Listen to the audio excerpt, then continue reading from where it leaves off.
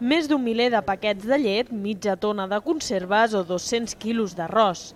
Això és només una part de les 12 tones de menjar que han arribat aquest matí a la nau número 5 de Can Batlló, procedents de la Comunitat Europea. No sabem si és que realment aquest servei està una miqueta de capa caiguda, perquè la sensació que dona és que continua havent gent que ho passa malament.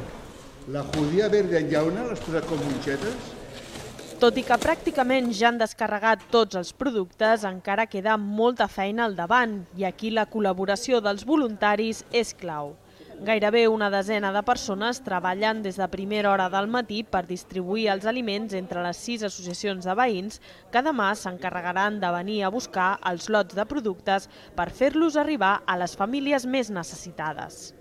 Fa uns 3 anys que vinc, posar un granet, ajudar una mica la gent i tu mateixa és més útil i millor.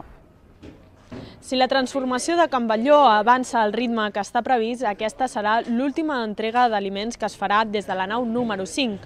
Ara l'Ajuntament haurà de buscar un espai alternatiu al recinte Fabril per poder fer el repartiment del mes de juliol. Us ho ha explicat des de Can Batlló, Jessica Moreno.